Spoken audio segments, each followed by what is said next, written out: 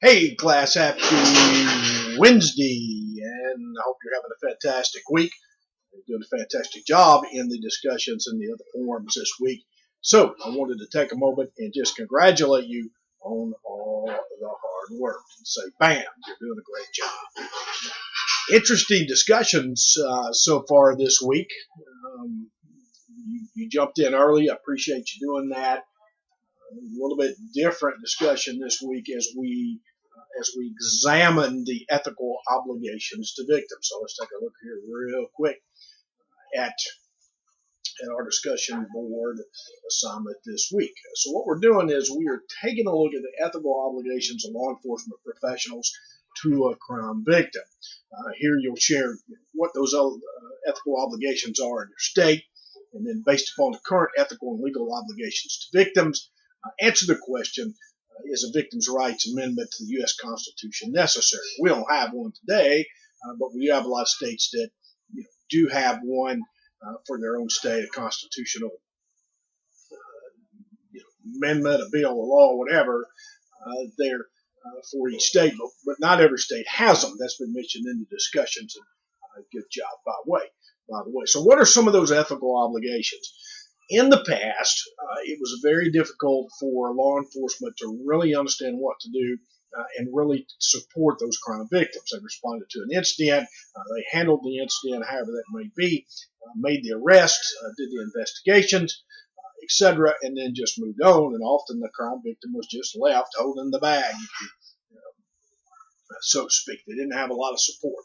Today, that's changed, not just in those states with those state constitutional amendments, but in a lot of states, they pass out a card for volunteer organizations, those non-government organizations, and others that support, some government organizations that really support those crime victims, different than, again, it's happened in the past. So what we want to do today are ethical obligations, whether they're legal or not, mandated by the state constitution or law. There's ethical obligations that we have to support those crime victims. What are they? Pretty similar for each state, but there are some differences.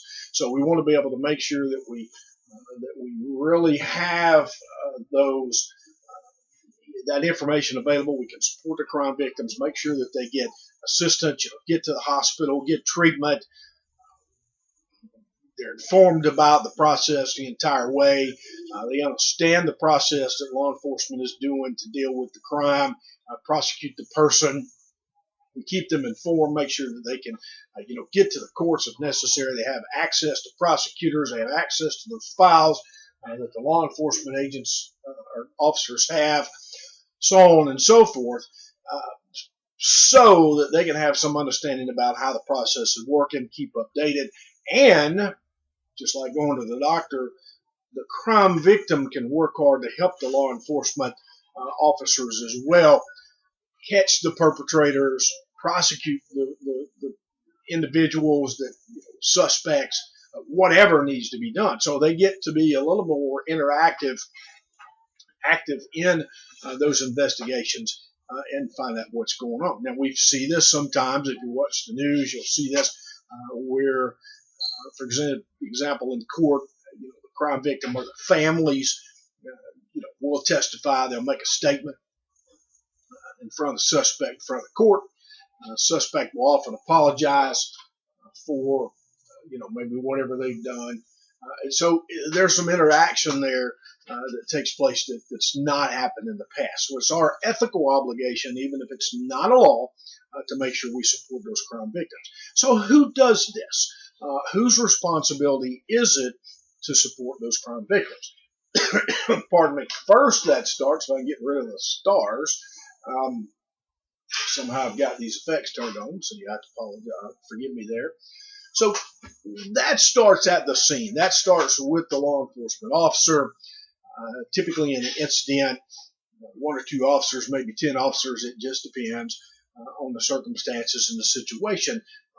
A group of officers or an officer will deal with the suspect, and then you'll have some that will work with the crime victim. So what they'll do is they'll carry a cart. Now, some of y'all are police officers, and you have some experience with this. You've shared that in the discussions, which is all real good, by the way. So thank you for doing that. They'll carry a card with that information, phone numbers, contact information, emails, websites, etc., so that those crime victims can get support, can get help for whatever it is. For example, if it's a sexual assault, they want to make sure that they give them detailed information, support them, get them to the hospital, get them examined, and then make sure they get some counseling. If it's a robbery, maybe something similar to that, so that they can get supported. If it's an assault, same thing. We're going to get it checked out at the hospital. We're going to make sure they get some support. There's some counseling available. We're going to keep them updated about the process. Here's a contact number for the prosecuting attorney, and explain the entire process. There's usually a victim's advocate that's appointed by the court, by the police department. Again, it may be a volunteer non-government agency or organization that supports them along the way. I'm not sure. There we go. Maybe they're gone now. No more twirlies. That supports them, someone there, and often they're overwhelmed. So that crime victim has to make those phone calls and really work with them and be interactive and active in the process themselves to make sure they get the support that they need to do that. And then once the person is prosecuted, if they go through the court system, they have a right to sit through the hearing sometimes, depending on the circumstances. Right to be there when the final sentencing takes place in that sentencing phase, and then keep updated about the situation with an individual. For example, if they're going to be released, they may be notified of the release date. There may be a parole hearing. They may be able to testify at that parole hearing, etc. So there's a lot of support. But again, the thing I want you to think about is, even though there's no law in your state, if you live in a state where that's not part of the state law, we still have the ethical obligation. There is a difference between what's legal, the rule of law, and what's right. Just doing the right thing to support those crime victims. So again, talking a lot. Don't want to take a lot of your time tonight, but you are doing a very good job with those discussions. Now, this week, in addition, let's take a look here at Module 5. In addition to our discussion, I want to make sure that you're jumping in on those blocks. Now, sometimes students will just disregard those blocks, but they are important.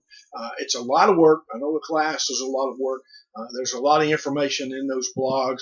Share your thoughts. Make sure you support your statements with citations and references, and just really jump in and share your thoughts on those victims' rights. And then this week we also have Milestone 3, which is Theories, Values, and Duties. It's a short paper that we have that leads up to our final project. So make sure that you follow the rubric, follow those AP examples, check your grammar, etc. In the announcement as we move forward. Again, just a short video just to say great job, give you a little more overview about what we're doing this week. I hope you're having a fantastic Wednesday. Excuse me. I've added some tools for you, ethical theories, final project tips. Make sure you take a look at that, some APA tutorials in the course menu. Take a look at that. If you need me, pick the phone up and call me, send me an email or text, and I will do everything that I possibly can. Grading. I've started the grading process.